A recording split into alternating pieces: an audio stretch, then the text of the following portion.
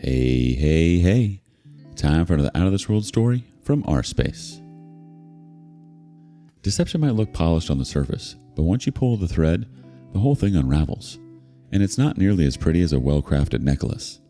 Today on rSpace, this cheater learns that lies and affairs don't look quite as good as pearls when strung together. My busy wife was having an affair with an employee. I made sure our kids knew the kind of mother they had. This is my third attempt at writing this because I always end up deleting it before I post it. But the third time is the charm, I guess.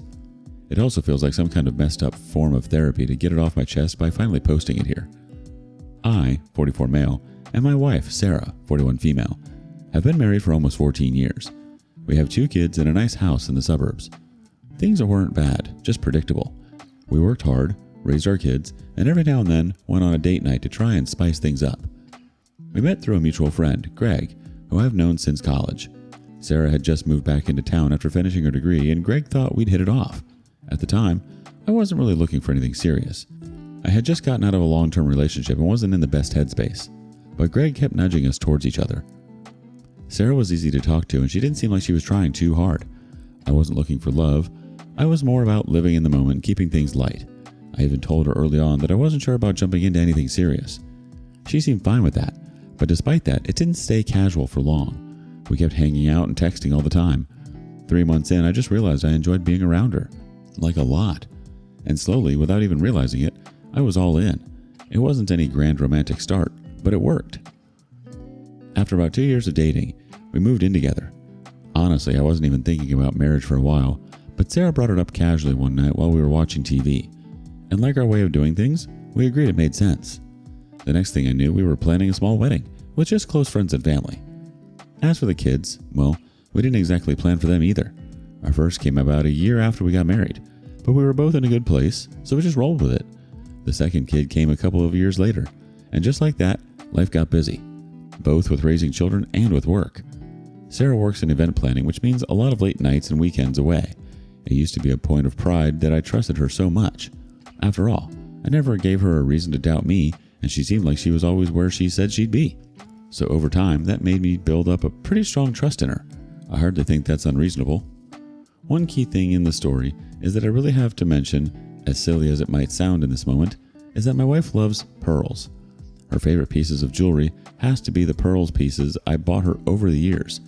She was weirdly obsessed with pearls, which I found rather ironic since she absolutely hated eating oysters.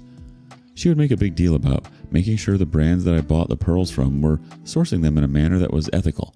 I didn't care that much, but I had to make sure because she'd do her homework.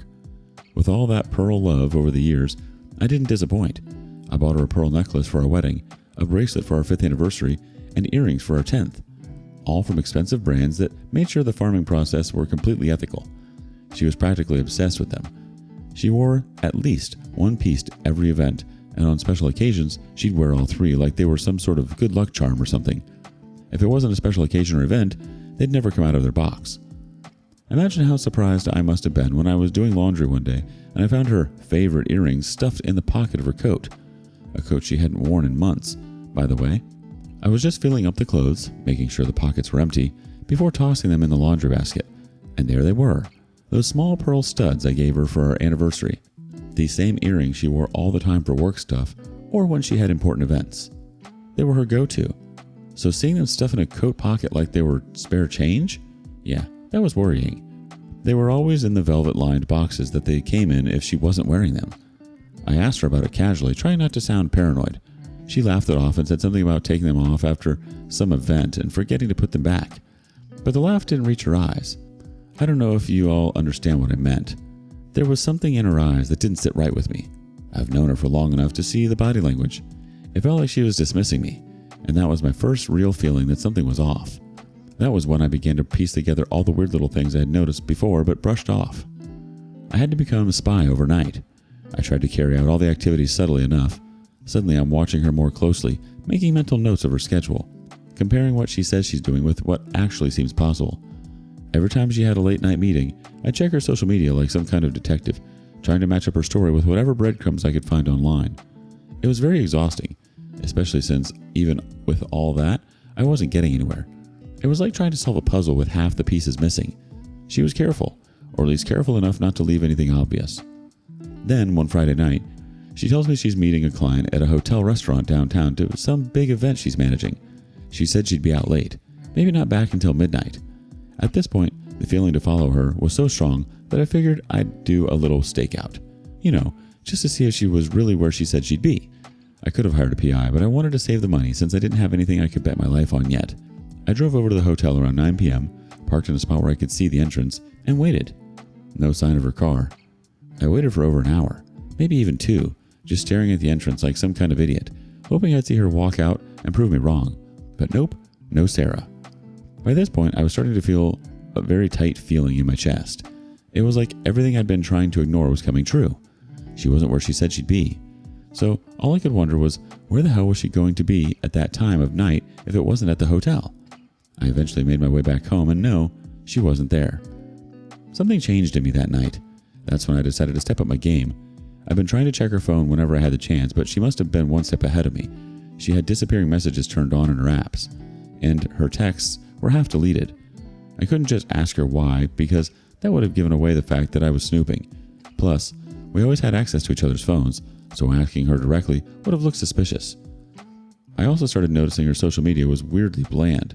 Like, how was she even getting these event management gigs? Her accounts were so lifeless.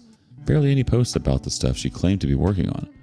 It was almost like she was covering her tracks, keeping things clean on the surface while hiding whatever was really going on. I remember having a fleeting thought that my wife might have been some kind of low-key escort. That was a silly guess, though. At that point, though, I was at a total loss. I started thinking the only way out of this mess was to confront her directly. I was tired of sneaking around and driving myself crazy. But before I did that, one thing popped into my head. Credit card statements. Old school tracking. I don't pay attention to the finances. I mean, for the most part, I hadn't been. I used to let her handle most of the bills and purchases because I just didn't care to micromanage that stuff. I trusted her. But now I had found exactly what I needed. It wasn't hard to spot. There were charges for fancy dinners and hotel stays at places we'd never been together. And they weren't business expenses either, since she had a separate card for all of that stuff. One charge in particular jumped out at me. Some hotel that wasn't even in our city. It wasn't near her office. And when I looked it up, it was one of those boutique spots that couples go to. Definitely not the kind of place you'd have a work meeting. At that moment, I was wondering whether all the meetings she had been having on Teams were even work meetings at all. All the time, she would be on that app messaging her coworker for about something very important at night. I mean, she's always been a workaholic, and I always protest and try to get her to relax, but with little luck. It was hard for me to even figure out what was real and what wasn't. I knew her job was a real thing and that she was actually very busy a lot of the time, but it seemed that she tucked whatever else she was doing under the shroud of the rest of that stuff. And then out of nowhere, it basically hit me that she might have been cheating on me with a coworker. For someone as busy as her, it almost had to be. The next time that I got the opportunity to check her phone, I went straight to her work apps, which weren't locked in any way. She opened Teams over 100 times each day, so a lock of any kind would have just slowed her down anyway. I noticed that she had DMs with a particular person, and the vibe I was getting from the look of it was that person was lower than her in the corporate hierarchy. They were having very explicit conversations in there, with one thing that nearly made me toss my phone being a whole message thread where they were talking about their favorite positions and how they should do that one next time, interspersed with actually talking about work here and there. It hurt like hell to see all of that, honestly, but I was so happy to have found it. At the end of the day, it was the first and only piece of concrete evidence that I had. I made sure to screen record the entire thing and send the evidence over to my own phone. I had to make sure I had all of it on hand. The screen recording thing was about 3 weeks ago now, and she has yet to notice anything, although it must have been affecting me more than I realized because even my kids have noticed. They've been asking me if I'm feeling okay, and yeah, maybe I didn't look great. I haven't been eating or sleeping much, and I probably look like hell. They don't know what's really going on, though, and I can't bring myself to tell them.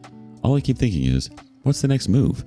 It's hard staying in the same household as a cheating wife, but I know I can't act rash because my kids are going to be in the middle of it. I keep thinking about my kids and what this would mean for them if I divorced her. It's not just about me, right? They're going to be stuck in the middle of this. And it's like part of me wants us to talk this out, but I already know what she'll say. I don't even know what to do anymore. My mind's been running in circles. Should I just separate and see where that goes? I can't stop thinking about the fact that we have kids. I've always tried to be a very good father to them, and splitting up the family feels like I'm betraying them in that regard. This isn't some random flag I can brush off. This is my wife, the mother of my kids. I've even been thinking about talking to my brother. He's a lawyer and he might have some advice. Maybe he can help me figure out what's best here. But that would mean exposing this whole mess. Or should I just stay? I mean, if she's doing her thing, maybe I should just do mine. I'm sure I could find someone to mess around with when I'm in the mood. Maybe I could have my own fling and even the score. I don't know. Is that stupid? What do you guys think? Am I crazy for even considering staying? Edit.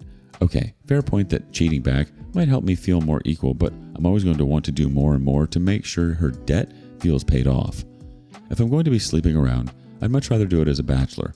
Plus, having my own flings can get extremely messy. I don't need that at all right now. And yes, I think I'll eventually tell my brother about this because I need someone close to confide in. I get why you'd consider just staying, OP, especially for the kids, but staying in a situation where there's so much hurt can be incredibly draining, not just for you, but for them too. Kids pick up on things more than we realize. Update. These past few months have been a complete blur.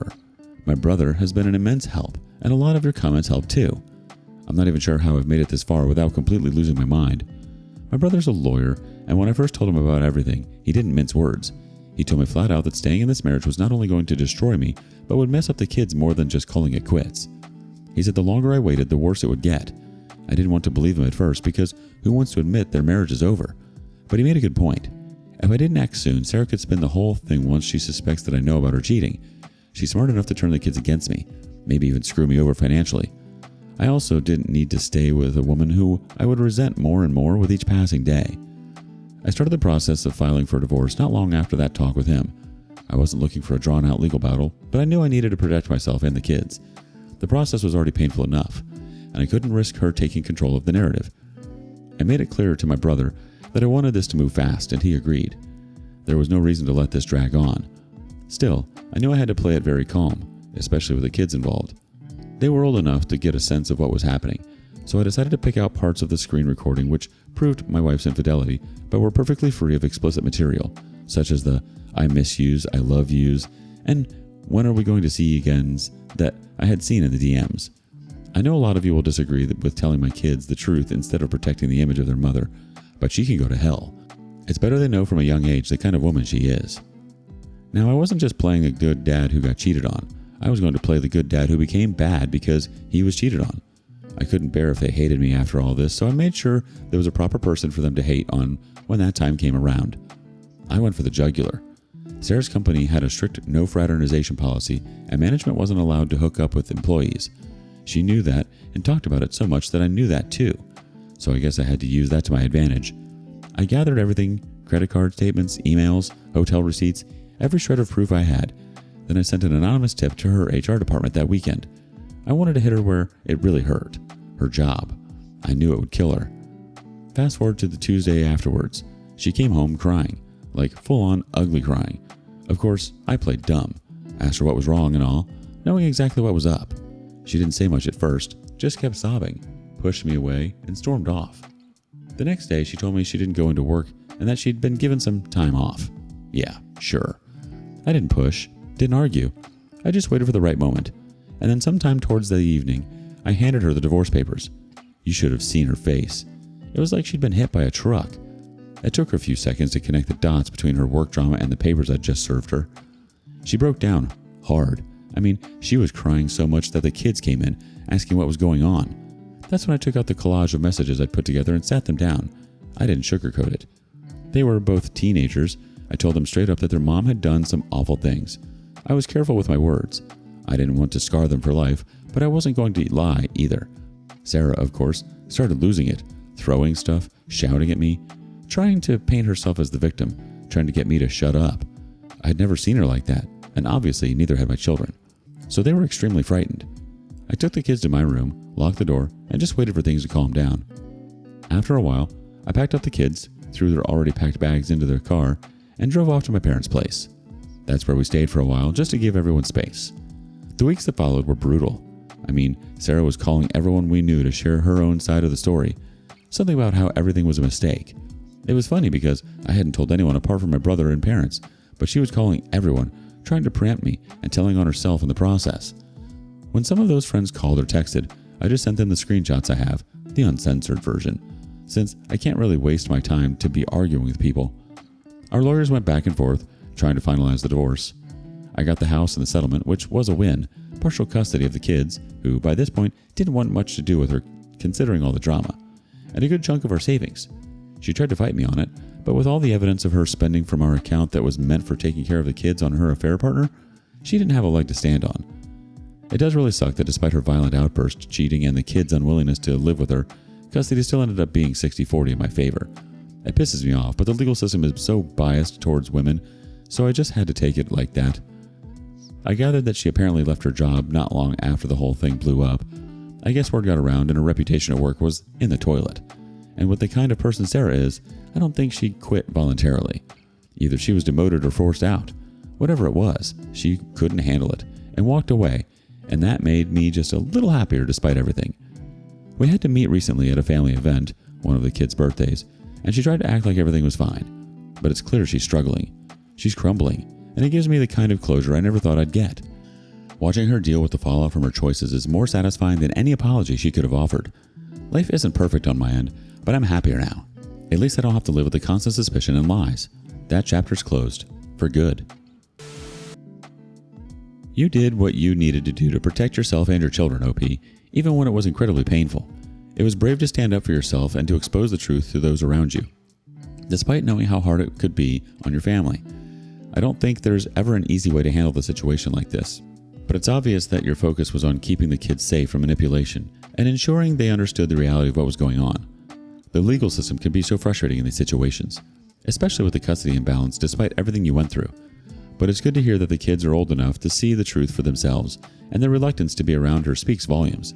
It sounds like you've been doing everything in your power to be the stable parent they need right now. You've already made it through the hardest part, OP. Take care of yourself. Share your thoughts with us in the comments below. And thank you for joining us today on rSpace. Be sure to like and subscribe and hit that notification bell so you don't miss out on our next video. See you next time.